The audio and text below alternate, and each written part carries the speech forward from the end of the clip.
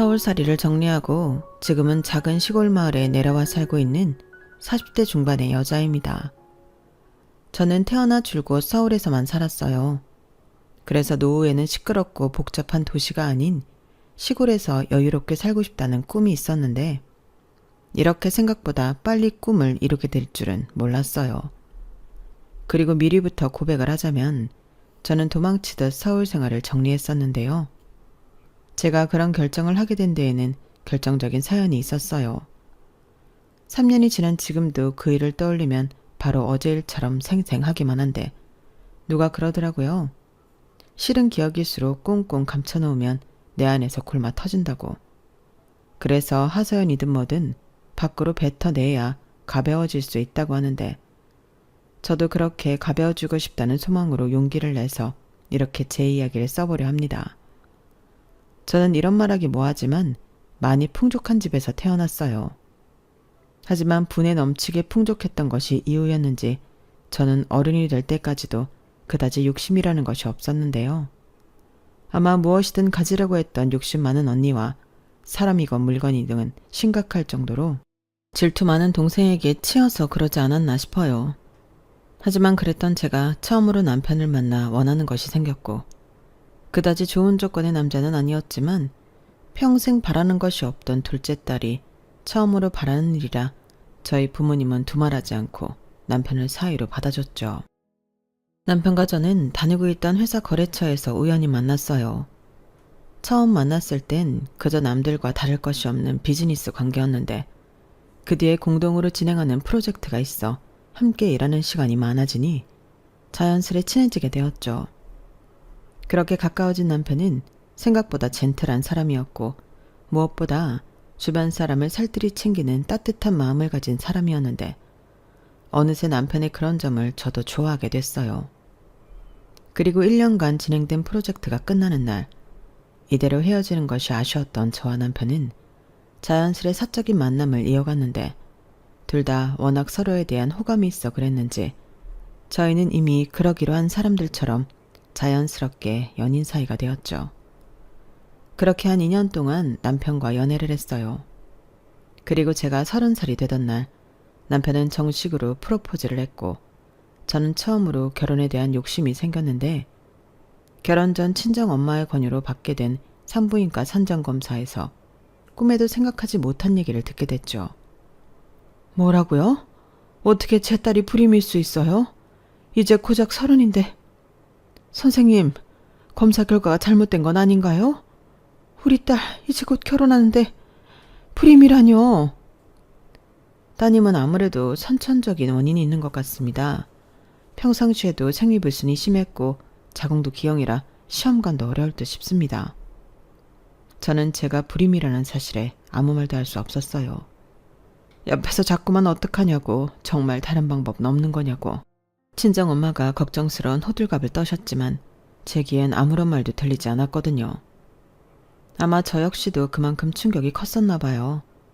그도 그럴 게 남편은 3대 독자였고 상견례 때 다른 건 몰라도 남편과 예비 시부모님도 아이는 최대한 빨리, 그것도 많이 낳았으면 좋겠다고 하셨는데 저는 전혀 그렇게 해줄 수 있는 사람이 아니었던 거죠.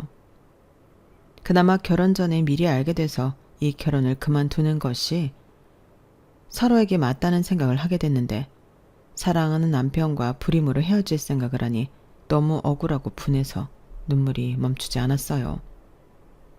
그만 울어. 난 헤어질 생각 없는데 왜 자꾸 그래? 그래도 내가 몰랐으면 몰랐지. 어떻게 자기랑 결혼을 해. 나는 괜찮아. 물론 아쉽긴 하지만 어쩔 수 없지. 그래도 안 될 것 같아. 자기도 자기만 자기 부모님한테 내가 어떻게 며느리 되겠다고 그래. 자식이 더 있으신 분들도 아닌데. 그런 건 걱정하지 마. 내가 알아서 할게. 그러니까 수정이 너는 예정대로 우리 결혼 준비해. 나 못 믿어? 그야 믿지만. 그럼 됐어. 우리 결혼해서 애 없어도 행복하게 살자. 그럼 됐지? 안 그래? 남편은 참 고맙게도 그렇게 저의 마음의 짐을 덜어줬어요. 그리고 이 사실을 알게 된 저희 친정 부모님은 고맙고 미안하다며 신혼집도 대신 장만해 주시고 남편과 시아버님의 차도 바꿔주셨는데요.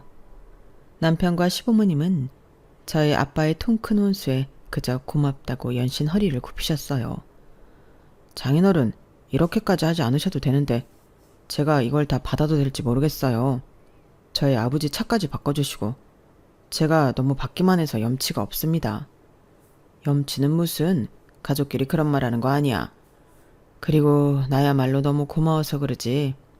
자네한테도 고맙지만 자네 부모님에겐 더 고마워. 자식이라고는 자네 하는데 얼마나 손자를 기다리셨겠는가. 그런데도 괜찮다고 하시다니 나야말로 염치가 없지. 아닙니다. 수정이가 얼마나 저희 부모님에게 잘하는데요. 아마 수정이가 예쁘셔서 괜찮다고 하셨을 거예요.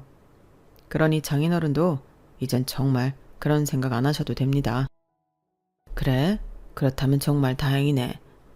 세상엔 돈으로 살 수 없는 것들이 많은데 우리 수정이가 복이 많아서 자네 같은 남편이랑 좋은 시부모님을 만났어. 부족한 딸이지만 잘 부탁하네. 별 말씀을. 오히려 제가 수정이랑 장인 장모님께 잘 보여야죠. 제 주제에 어떻게 수정이 같은 아내를 얻겠어요. 제가 지금은 비록 가진 것도 없고 능력도 부족하지만 꼭 장인어른 부끄럽지 않은 사이가 되겠습니다. 수정이 행복하게 해줄게요. 저는 그렇게 결혼을 했어요. 이미 언니는 많이 가진 집에 돈도 잘 버는 사업가 형부를 만나 시집을 갔기에 친척들 사이에서 다소 제 결혼이 비교가 되긴 했지만 저는 저희 아빠가 말씀하신 대로 돈으로 살 수 없는 넓은 마음을 가진 집에 시집을 가는 것이니 제가 꿀리는 결혼을 하는 거라고 생각하지 않았어요. 그만큼 정말 잘 살 자신이 있었고 실제로도 남편과 큰 문제 없이 아이 없이도 15년 넘게 결혼 생활을 이어갔고 그 사이 질투 많은 동생이 언니처럼 내놓으라는 집안에 그것도 변호사 매자와 결혼을 하니 저도 모르게 조금씩 현실적인 비교가 되었는데 저희 남편은 저와 결혼할 때도 과장이었고 15년이 지났어도 계속 직책에 오르지 않는 만년 과장이었어요. 저 역시도 직장 생활을 하고 있었기에 저렇게 오랜 근무를 했는데도 진급을 하지 못한다는 것이 도무지 이해가 되지 않았는데 차마 왜 그렇게 승진을 못하냐고 물을 수는 없더라고요. 괜히 형부와 매제랑 비교하는 것 같았고 가진 거라고는 성실함과 자존심밖에 없는 남편인데 그걸 건드리면 지금까지 잘 살아온 결혼 생활에 금이 갈 것 같은 생각이 들었거든요.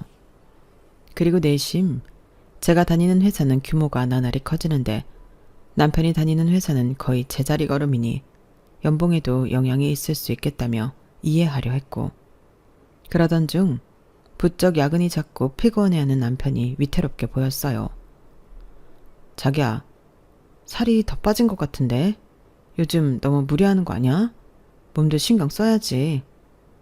아니야, 요즘 회사에서 일이 바빠서 그래. 그러게, 원래 자기네 회사가 그렇게 야근이 많은 회사가 아닌데 요즘 무슨 일 있어? 휴일에도 자꾸 출근하고 그런데도 월급은 그대로니 이건 좀 아닌 것 같은데? 내가 전에 말했잖아. 우리 회사가 요즘 휘청휘청 한다고. 그래서 그만둔 사람이 많아서 그래. 이번에 새로 사람들 좀 들어오면 괜찮아질 거야. 다른 사람들은 애들도 있고 주말에 나오기가 힘들다고 하니까 당신한테는 미안하지만 내가 자꾸 나가게 되네. 저는 순간 아무 말도 할 수 없었어요. 아무리 결혼한 지 15년이 지났어도 아이에겐 여전히 태어날 수 없었죠. 그렇다고 남편과 시부모님이 직접적인 스트레스를 준 적은 단 한 번도 없었는데 괜히 저 혼자 찔려서 눈치를 봤던 것 같아요. 아무리 괜찮다고 해도 저 역시도 아이가 없다는 것이 속상했고 또 3대 독자집 대를 저 때문에 잊지 못한다는 것이 그때까지도 미안했거든요. 그래서 입양도 심각하게 고민했었는데 남편과 시부모님은 남매 핏줄을 데려와 키운다는 것이 그리 쉬운 일이 아니라며 단념하라 했고 가족들이 원하지 않는데 아이를 데려오면 그 아이도 저처럼 눈치 보며 살 것이 분명했기에 저 역시도 포기하게 되었죠.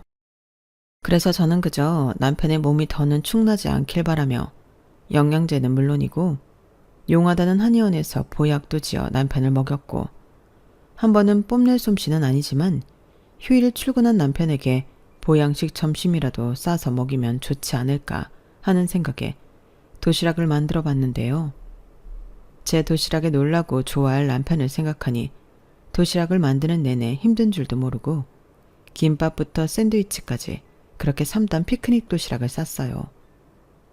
그리고 몇 명이 더 있을지 모르지만 출근한 회사 사람들도 먹도록 별도의 도시락을 몇 개 더 쌌는데요. 그렇게 양손 무겁게 모처럼 남편의 회사를 찾았고 저는 결혼 전에 배웠던 경비 아저씨가 여전히 근무하시는 모습에 반가워 별도로 준비한 도시락 한 개를 건네며 남편을 보러 왔다고 했는데 정말 의외의 대답이 돌아왔어요. 아니, 목 부장님이 이 회사 그만둔 지 5년도 더 넘지 않았나? 뭔가 이상한데? 목 부장이요? 저희 남편 과장이잖아요. 그리고 그만두다뇨? 제가 그렇게 이직 얘기를 해도 무슨 애사심인지 전혀 그럴 마음 없다고 했는데. 에이, 아저씨, 다른 사람이랑 착각하신 거 아니세요? 예? 내가 그래도 이 회사 짬밥이 몇 년인데 다른 일반 사원은 몰라도 임원 간부는 다 알지. 게다가 그쪽 남편은 성도 몫이라 특이하잖아. 내가 모를 수가 없지. 부장 승진도 아마 입사 동기 중에서 제일 빨랐을걸. 듣기로는 어디 스카우트 큰 회사로 갔다는 것 같은데 와이프가 그것도 몰랐어? 네? 아니 그러니까요. 와이프인 제가 모를 리가 없잖아요. 이상하네. 그리고 오늘 회사에 출근한 사람 한 명도 없어. 알지 않아? 이 회사 주말 근무 없는 거. 나나 순찰하느라 휴일에 교대로 한 번씩 나오지. 이 회사가 그렇게 큰 회사는 아니지만 그거 하나 좋다고 하는데. 저는 경비 아저씨의 말에 망치로 머리를 3개 얻어맞은 것 같았어요. 그리고 곧바로 출근한 남편에게 전화를 걸었는데요. 이 남자는 무슨 일이 벌어졌는지도 모르고 태연하게 제 전화를 받더라고요. 여보, 나 지금 바쁜데 무슨 일이야? 당신 출근한 거 맞지? 그럼 아침에 나 출근한다고 당신이 배웅까지 해놓고 왜? 내가 당신한테 거짓말하고 어디 놀러라도 갔을까봐? 남편을 그렇게 못 믿냐? 그럼 혹시 나 몰래 이직했어? 나 지금 회사 앞이야. 근데 여기 경비 보시는 분이 자기 회사 옮긴 지 5년도 넘었다고 하더라. 게다가 과장이 아니고 부장이라고 하시던데? 그게 당신 지금 어디야? 도대체 지금 어디서 뭐 하고 있어? 자기야, 일단 진정해. 내가 집에 가서 다 설명할게. 그러니까 일단 집으로 가. 아니, 나 이직했다는 자기 회사로 갈 거야. 설마 출근한 것도 거짓말은 아니지? 저는 순간 남편의 그 어떤 말도 믿을 수 없었어요. 15년이나 같이 살았는데 승진한 것도 속이고 심지어 이직한 것도 속이는 남편이 세상 천지 어디 있겠어요. 가뜩이나 성실하고 심성 착한 것만 보고 남편과 살았던 저는 그 배신감이 정말 어마어마했었죠. 그런데요, 그때 느꼈던 배신감은 앞으로 저에게 닥쳐올 미래에 비하면 그야말로 세 발의 피였고 그 일을 시작으로 저는 완전히 다른 인생을 살게 됐는데 이 글을 쓰는 지금도 손끝이 마구 떨려오는 것 같네요. 남편은 끝내 전화로 그 어떤 말도 하지 않았어요. 그래서 어쩔 수 없이 남편을 저녁에 집에서 보게 되는데 집에 와서 남편이 하는 말을 들은 저는 그 어떤 것도 납득이 가지 않았어요. 일단 당신 속인 건 미안해. 돈이 필요해서 회사 옮기게 됐어. 근데 먼저 회사랑 크게 달라진 건 없어서 당신한테 말을 못했지. 그게 말이 돼? 일단 부장으로 승진한 건 왜 속였어? 그게 부모님이 빚이 좀 있는데 그걸 내가 갚아야 했거든. 당신이 알면 기분 나쁠 테니까 말 못한 거고 이직도 돈을 더 받을 수 있을 것 같아서 했는데 실상은 그렇지도 않아서 아무튼 정말 미안해. 그걸 나더러 믿으라고? 다 떠나서 어떻게 며칠도 아니고 몇 년을 속일 수 있어? 처음엔 속일 생각은 없었어. 단지 우리 집 일로 당신이 신경 쓰게 하고 싶지 않아서 그랬던 거야.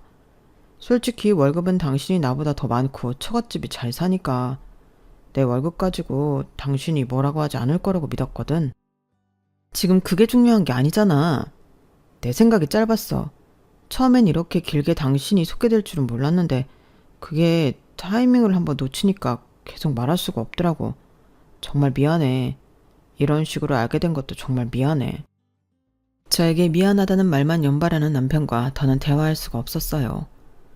그리고 그걸 저에 대한 애정이라고 믿었던 저는 저 때문에 말도 못하고 수년 동안 소가리를 했을 남편을 더 이상 다그칠 수 없었는데 오히려 마음고생을 쓴 남편이 짠하다는 생각도 했었어요.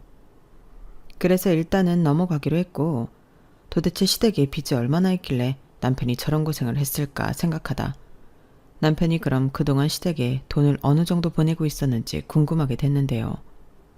의외로 남편에게 물을 것도 없이 서재를 정리하다 통장을 발견하면서 알게 됐어요. 그리고 그 금액에 놀랄 수밖에 없었는데 우연히 책상 서랍을 정리하다 누가 봐도 숨겨놓은 것 같은 책상 구석에서 통장 하나를 발견했고 그 통장엔 몇 년간 알지 못했던 남편의 진짜 급여가 찍혀 있더라고요. 저에게 만년 과장이라고 보여줬던 통장엔 세금 떼고 월 300만 원이 조금 넘게 찍혀 있었는데 남편의 현재 월급은 세금 떼고 600만 원이 넘었어요.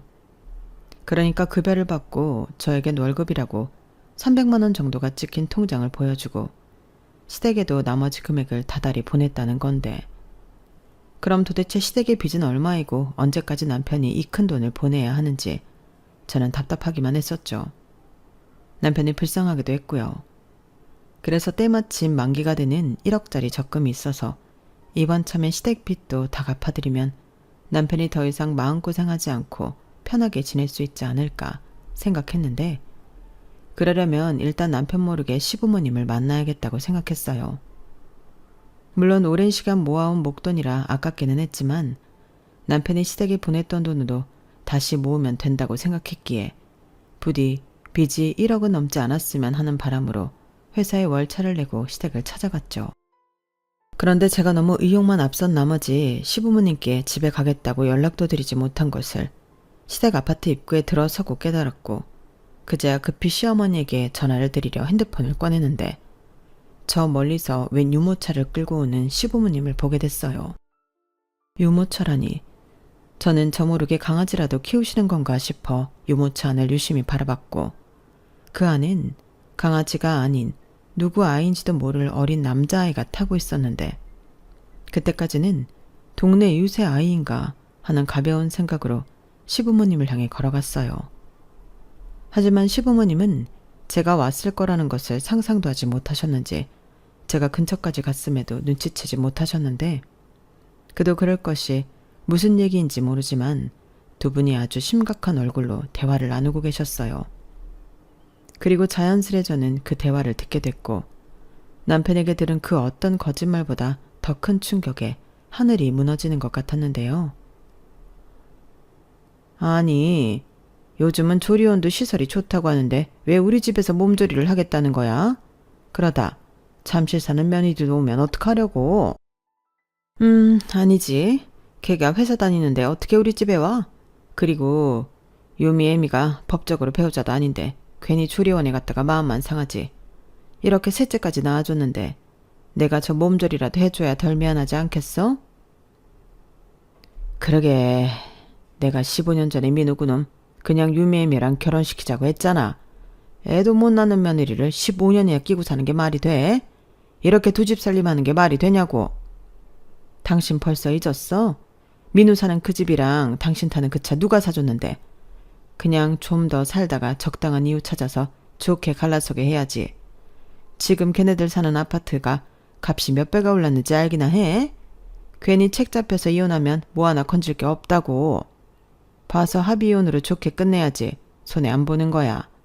가뜩이나 유미에게 사춘기라 그런지 이젠 뭘 좀 아는 것 같은데. 그럼 아빠랑 자기가 성이 다른데 알지. 왜 몰라? 요즘 애들이 얼마나 빠른데. 애당초 유미애미가 먼저였잖아.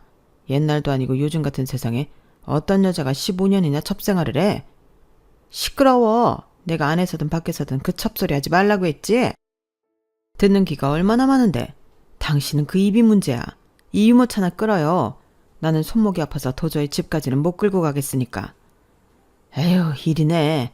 둘째도 이제 3살밖에 안 됐는데 이렇게 다 늙어서 어린 손자들이나 보고 내 팔자다 어쩌다 이렇게 됐노.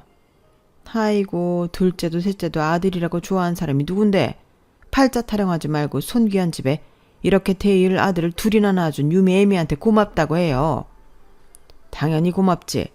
그러니까 빨리 정식 며느리 삼자고 하는 거 아니야. 유미 아버지가 이제 못 참겠는지 얼마 전엔 술에 잔뜩 취해서 나한테 전화를 했어. 내가 같은 아버지로서 얼마나 미안하든지 자기 딸 인생 책임지라고 막 악을 쓰는데 이러다 천벌받는 거 아닌가 싶어. 또 그놈의 입방정.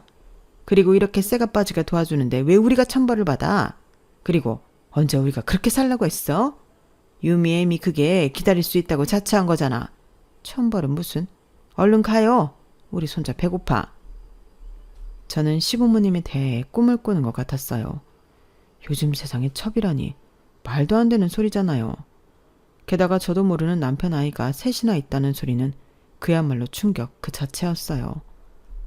그래서 저는 이 모든 걸 확인해야겠다는 생각에 일부러 시간을 뒀다가 떨리는 발걸음으로 시댁으로 향했고 엘리베이터가 시댁이 있는 5층에 섰는데 아까 들어가서 문을 제대로 닫지 않았는지 문 일부가 열려 있었어요.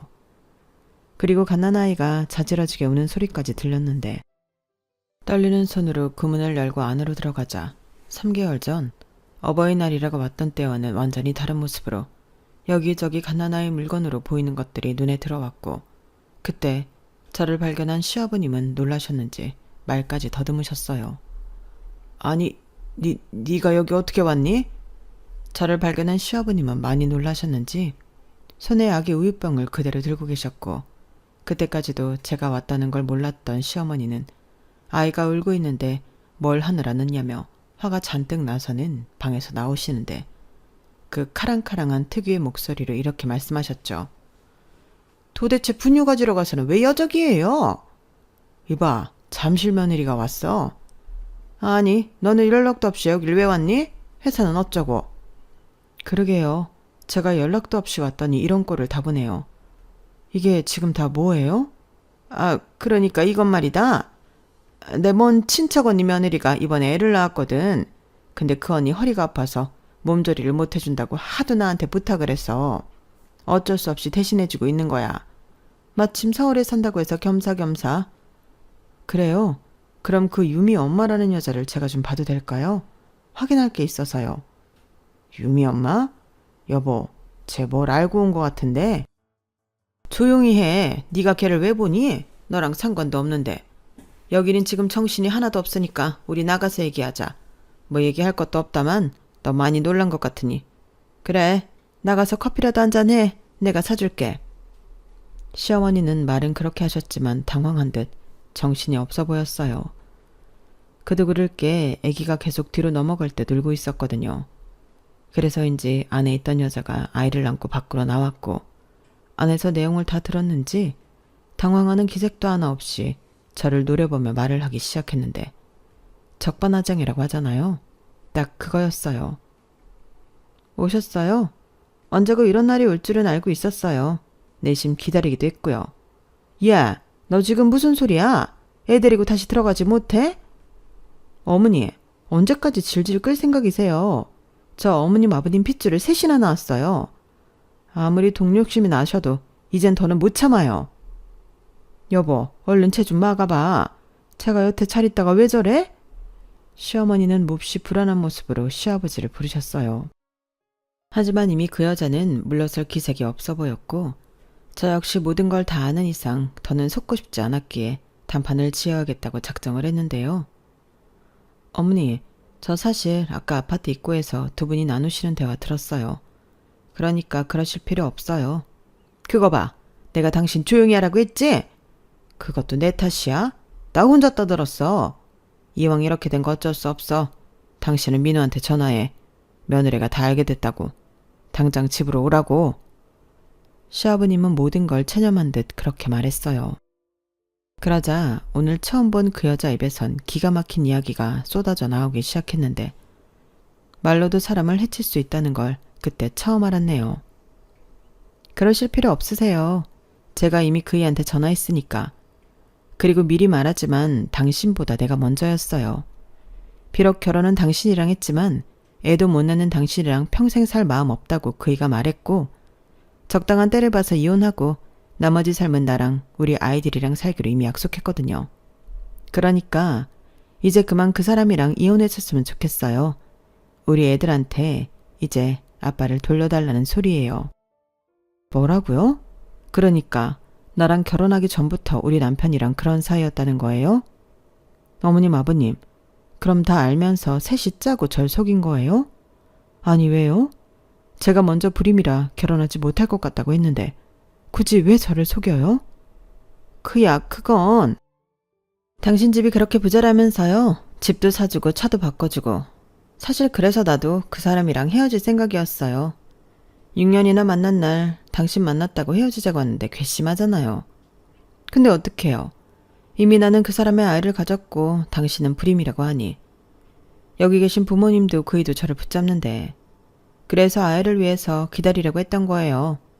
당신이 그이랑 이혼할 때까지요. 우리 큰애가 벌써 14살이에요. 아빠가 있어도 법적으로 남이라니 너무 불쌍하진 않아요? 당신은 그동안 남편 사랑받으면서 행복하게 살았으니 이젠 내 차례예요. 저는 그 여자의 입에서 나오는 말이 너무 충격적이라 목에서 말들이 나가지 않았어요. 그래서 그때 교복 입은 여자아이와 남편이 같이 들어오는데 남편의 얼굴을 보자마자 부하가 치밀어 올랐고 어디서 그런 힘이 났는지 남편의 얼굴에 사정없이 손을 갖다 붙였어요.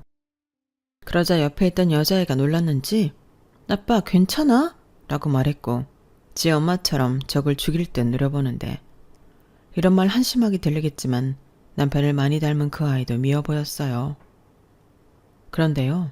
모든 것이 무너졌다고 생각한 그때 남편은 제 앞에서 무릎을 꿇었고 저는 이혼이라도 그걸 하려고 그러는 건가 싶었는데 남편의 입에서는 정반대의 말이 나왔고 그 말을 들은 남편의 첩녀는 방방 뛰기 시작했는데 정말 가관이 아니었어요.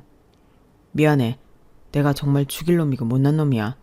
하지만 나 단 한순간도 내 아내가 당신이 아니라는 생각한 적 없다. 그건 믿어줘. 뭐?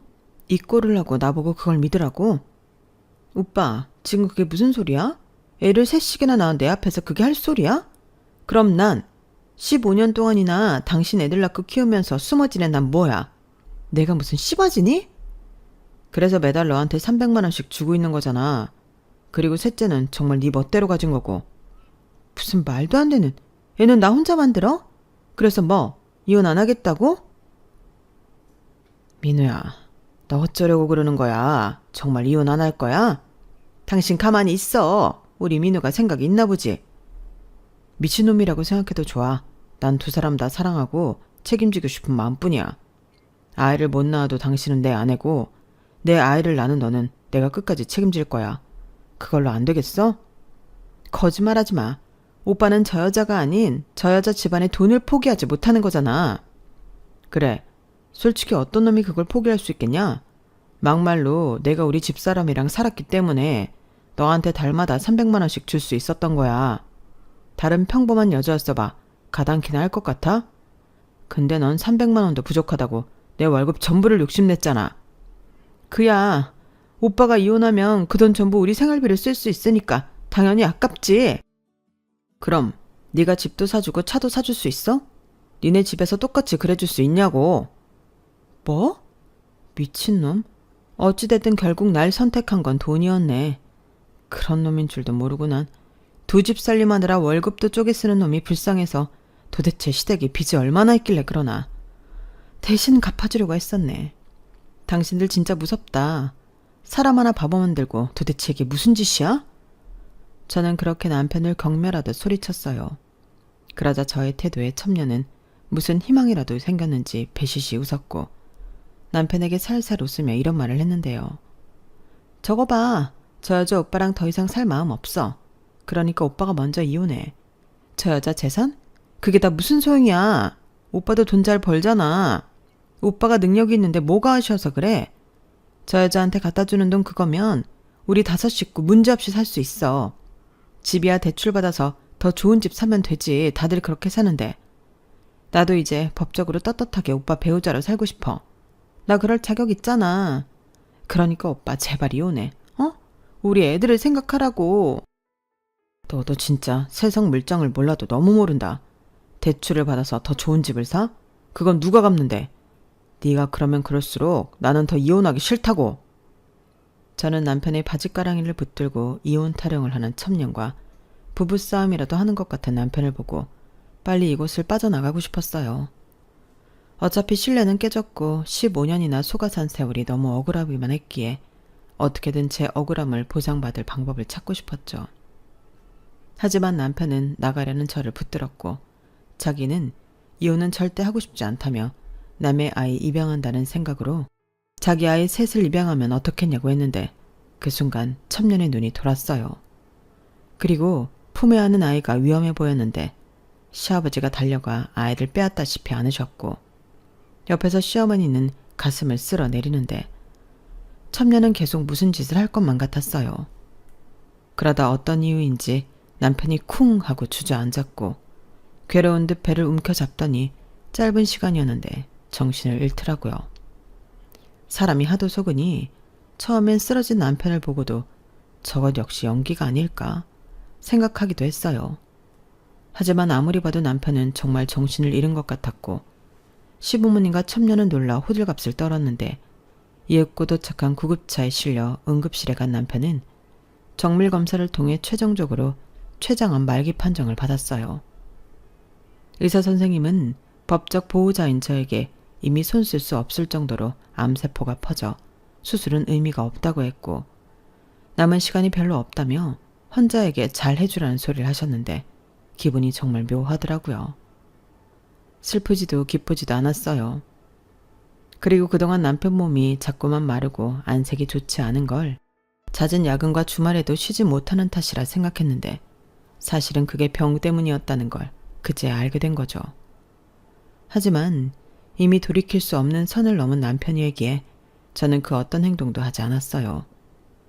아직 저는 법적으로는 남편의 배우자였지만 마음으로는 남보다도 못한 사이가 됐으니까요. 그렇지만 저와는 달리 첩인 그 여자는 남편의 췌장암 말기 판정에 아주 난리가 아니었는데 무슨 심파 영화라도 찍는 주인공처럼 이게 뭐야? 나는 내내 당신만 기다렸는데 나랑은 제대로 살아보지도 못하고 어쩌다 그런 병에 걸렸어. 나랑 우리 애들은 어떡하라고. 오빠 정신 좀 차려봐. 라며 병실에 누워있는 남편을 붙들고 오열을 했어요. 그러자 병원에 있는 사람들은 그 참 여자를 남편의 아내로 알았는지 딱하다는 듯 치근한 눈으로 바라봤고 저는 그 시선을 고스란히 느끼며 아이가 없었는데 문득 그런 생각이 들었어요. 제가 이렇게 아이 없이 이혼을 하면 저 여자가 바라던 대로 되는 걸 텐데 이런 말 냉정하게 들릴 수 있겠지만 어차피 얼마 남지 않은 남편 저대로 보내는 것도 손해볼 건 없겠다는 생각이 들더라고요. 네, 어쩌면 저도 제정신이 아니었던 것 같아요. 죽어서도 남편이란 이름으로 저 남자가 평생 저를 쫓아다닐 텐데 그럼에도 불구하고 저 여자가 원하는 대로는 해주고 싶지 않았으니 이제와 생각하면 저도 똑같은 사람이 아니었나 싶네요. 하지만 저는 그게 제가 할 수 있는 첫 번째 복수라고 생각했어요. 그래서 이혼은 하지 않고 상간녀 소송만 걸었고 남편의 월급 통장도 모두 챙겨 더는 그 여자에게 한 푼도 가지 않게 했는데 저희 아빠가 최근에도 남편의 차를 바꿔줬거든요. 그 명의도 제 앞으로 돌려놨어요. 그렇게 저는 남편의 병원은 가지 않고 할 수 있는 모든 걸 다 했고 뒤늦게 그 첩인 여자는 저희 집에 들이닥쳐 이제 시간이 얼마 남지 않았으니 서둘러 이혼을 하라며 그리고 어떡하든 위자료는 챙겨줄 테니 상간녀 소송도 취하하라고 저를 채근하는데 저는 콧방귀도 끼지 않았어요. 어차피 그쪽은 우리 오빠한테 5만 정 다 떨어졌잖아요. 그런데 왜 이혼을 안 해요? 그쪽도 들었잖아요. 그 사람이 저랑 이혼하고 싶지 않다고 한 말. 어차피 그 사람 벌받아 살 시간도 얼마 남지 않았는데 그 소원이라도 들어주려고요. 뭐예요? 당신 일부러 그러는 거지? 나 엿먹이려고. 나랑 우리 애들 끝까지 오빠 가족으로 인정받지 못하게. 맞아요. 그동안 속은 시간도 억울한데 내가 왜 그렇게까지 해야 하죠? 내 친정에 돈 많은 거 안다고 했죠. 두고 봐요. 난 상간녀 소송뿐만 아니라 그 사람 죽고 나면 니들이 나 속인 거 다 묶어서 피해 보상으로 고소할 거야. 그쪽이 가져갈 수 있는 건 한 푼도 없어. 오히려 내 남편이 그동안 생활비로 갖다 바친 거 다시 토해내야 할걸? 그러니 각오 단단히 해. 미리 변호사라도 선임하든가. 과연 네 편을 들어줄 변호사가 있기는 할까? 저는 그렇게 눈에 쌍심지를 켜고 첩년에게 말했어요. 그러자 얻은 것도 없이 겁만 잔뜩 집어먹은 첩녀는 자기 남편을 사랑한 죄밖에 없다는 망언을 하고 내 집에서 나갔는데 어찌나 허탈하던지 웃음이 다 나왔어요. 그리고 한때는 행복하다고 생각한 저의 결혼 생활이 떠올라 눈물이 핑 돌았는데 더는 남편과 살았던 이 집에서 살 수 없겠더라고요. 그래서 무작정 짐을 싸고 친정으로 갔어요. 그리고 아무것도 모른 채 사위가 췌장암에 걸렸다고 이곳저곳 수술이라도 가능한 병원을 찾고 계신 부모님에게 15년 동안 제가 속아온 이야기를 모두 해드렸는데 두 분도 충격이 컸는지 그 넓은 친정집에 무거운 침묵만 흘렀어요. 그리고 이윽고 저희 엄마는 저를 품에 안아주시며 괜찮다고 저를 위로해 주셨는데 애써 버텨왔던 마음이 엄마의 품속에서는 와르르 무너지더라고요. 그 후 저희 집은 비상이 걸렸어요. 온 식구가 모여 제가 당한 억울함을 풀기 위해 머리를 맞대기 시작했죠. 우선 매제가 변호사였기에 모든 법적인 절차는 매제가 맡기로 했고 발이 넓은 사업가 형부는 규모는 동네 슈퍼만큼 작았지만 그래도 직원 5명을 두고 운영하는 시부모님의 공장을 회생 불가능하게 하겠다며 저에게 약속을 했는데 죽음을 코앞에 둔 그 사람을 생각하니 그렇게까지 하는 것이 맞나? 마음이 괴로웠어요. 하지만 저희 가족은 오랜 시간 저를 기만한 그들을 봐줄 수 없다며 이를 갈았고 남편을 참 예뻐했던 저희 아빠는 그런 복수보다도 병원에 가서 한바탕 난리를 치고 오셨는데 다행인지 뭔지 남편은 의식이 돌아와 그 첩인 여자의 병간호를 받고 있다고 하더라고요. 그리고 시아버지로부터 아이들은 죄가 없으니 호적이라도 올리게 지금이라도 합의이혼을 하던지 아니면 아이들을 저희 호적에 올려달라고 요구하라 하셨다는데 이 와중에도 그런 말을 하는 시아버지에게 저희 아빠는 절대 원하는 대로 되지 않을 거라고 큰 소리를 치고 오셨대요. 제가 불임이어도 괜찮다고 하더니 사실은 저렇게 핏줄에 연연하는 사람이었던 거죠. 차라리 처음부터 솔직했다면 서로가 이런 바닥을 보진 않아도 됐을 텐데 그저 그들의 욕심에 놀아났다는 생각에 저는 아무리 마음을 독하게 먹어도 씁쓸하기만 했고 무엇보다 속아서 보낸 세월이 그저 억울하기만 했는데 그렇게 힘든 사교열을 끝으로 남편은 결국 아무것도 매듭짓지 못하고 세상을 떠났어요. 듣기로 마지막으로 남편이 저를 찾는 것 같다고 했지만 차마 그 사람의 마지막을 지켜봐주고 싶진 않더라고요. 그저 그간의 잘못을 그런 식으로 용서해주고 싶지 않았어요. 죽음이 면죄부가 될 순 없으니까요. 그 후 남편의 장례가 시작됐어요. 3일 내내 이미 멀어질 대로 멀어진 시부모님은 아이들만이라도 호적에 올려야 한다며 저를 괴롭혔고 저희 친정가족들은 그런 시부모님과 팽팽하게 맞섰는데 주변의 시선 때문인지 첩녀는 코빼기도 보이지 않더군요. 그렇게 대단한 사랑이라고 노래를 하더니 결국 상간녀 소송으로 자기한테 피해가 갈까와 아이 셋을 시댁에 그대로 두고 야반 도주하던 모습을 감췄는데 아마도 남편이 죽으면 자기한테 얼마간의 보험금이나 퇴직금 같은 돈이 주어질 수도 있다는 생각을 했었던 것 같아요. 보험사나 남편 회사의 사실혼 관계도 보험금이나 퇴직금, 그 밖에 연금 같은 걸 수령할 수 있냐고 문의를 했다고 하더라고요. 결국 자기 앞에 돈 한 푼 떨어지지 않는다는 사실에 자기가 낳은 자식까지 버리고 간 첩은 15년이나 불륜을 저지르고 남편의 월급을 15년이나 저한테 받아간 것들이 증거로 인정돼서 상간녀 소송으로 평균적인 보상금을 넘어선 1억을 저에게 지급하게 됐어요. 물론 그 여자가 1억을 갖고 있을 턱이 없기에 앞으로 경제적 활동이나 재산 축적은 꿈도 꾸지 못하게 할 생각으로 진행한 소송이었죠. 그리고 어떻게든 남편의 아이를 호적에 올리고 싶었던 시부모님은 결국 당신들 호적에 그 아이들을 올리는 것을 선택했는데 그러거나 말거나 저는 사별이긴 했지만 이혼이라고 생각하고 더는 그들과 엮일 생각이 없었어요. 게다가 형부와 매제라 하여금 시부모님과 첩녀는 앞으로 살 길이 막막해지자 각자 저를 찾아와 살려달라고 빌기 시작했는데 저는 눈 하나 깜빡이지 않고 그들을 외면한 채 그대로 서울 생활을 정리했어요. 그리고 지금 살고 있는 곳으로 거주지를 옮겼죠. 처음엔 그냥 조금 머물렀다 가려고 했던 곳이었는데 이곳에서 마음의 치료를 받다 보니 다른 곳은 가고 싶지 않아졌고 그렇게 저희 두 번째 터전이 되어버렸어요. 아직은 뚜렷한 직업은 없지만 이곳에서 이것저것 새로운 도전들을 하며 바라던 여유를 갖고 생활하다 보니 그 지독한 마음의 상처도 아물어 가더라고요. 원래 상처라는 것이 사람을 성장하게 한다고 하잖아요. 그래서인지 저는 지금의 제가 썩 나쁘지 않아요. 비록 남편에게 속아서 보낸 세월은 돌아오지 않겠지만 앞으로 제가 살아갈 미래는 예전보다 훨씬 값지고 행복할 것이기에 저는 이제 과거가 아닌 미래를 향해 앞으로 나아가려 합니다. 이제야 비로소 알 것 같아요. 제가 원하는 보상은 사실 저의 잃어버린 행복한 시간을 되찾는 것이라는 걸요.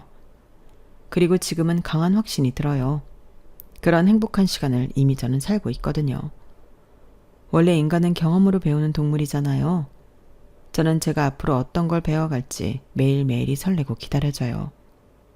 여러분들은 인생에 어떤 경험을 갖고 계신가요? 부디 그 경험이 여러분들을 행복하게 성장시켜주는 좋은 영양제가 되었으면 좋겠습니다. 지금까지 저희 이야기 들어주셔서 정말 감사드려요. 덕분에 많은 걸 비우고 또 채웠습니다. 오늘의 이 시간도 저에겐 값진 경험이 될 것 같아요. 항상 건강하시고 행복하시길 바랄게요. 여러분, 사연 댓글에 응원과 현명한 조언 부탁드려요.